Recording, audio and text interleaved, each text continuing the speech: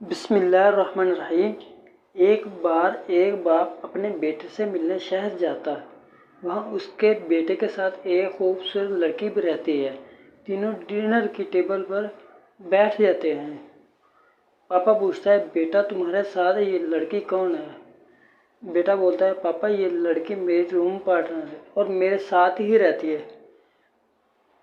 بیٹا بولتا ہے، پاپا مجھے پتا ہے آپ کیا سوچ رہے ہوں گے، ہم دونوں کے درمیان کوئی ایسا ریلیشن نہیں ہے پاپا، ہم دونوں کے کمرے بھی مختلف ہیں اور ہم لوگ الگ الگ ہی سوتے ہیں، ہم لوگ صرف اچھے دوست ہیں۔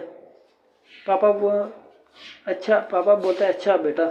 دوسرے دن اس کے پاپا واپس چلے جاتے ہیں۔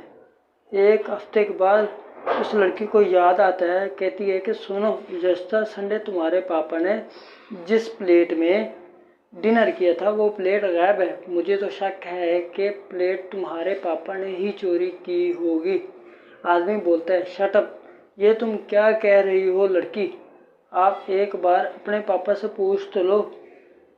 لڑکا کہتا ہے کہ نہیں۔ لڑکی کہتی ہے کہ حرج ہی کیا ہے؟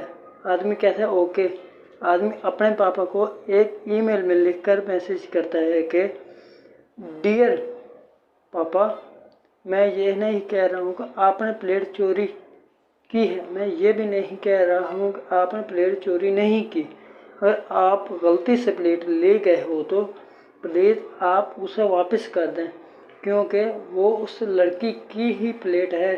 اس کے پاپا اسے لڑکے کو 1 گھنٹے کے بعد جواب بھیجتے ہیں، ڈیئر بیٹا، میں یہ نہیں کہہ رہا ہوں کہ یہ لڑکی تمہاری روم پارٹنر تمہارے ساتھ سوتی ہے، میں یہ بھی نہیں کہہ رہا ہوں کہ تمہارے ساتھ نہیں سوتی۔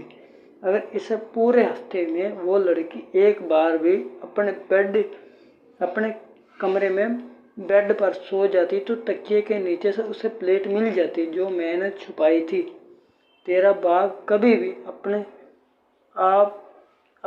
آپ کو والد محترم سے زیادہ ہوشیار اور عقل مند اور پڑھا لکھا مت سمجھے، کیونکہ وہ جتنا بھی مرضی ان پڑھ ہو، باپ ہوتا ہے، لیکن آپ زیادہ ہوشیار اور عقل مند باپ سے نہیں۔ اپنے والدین کی قدر کرو اور عزت کرو۔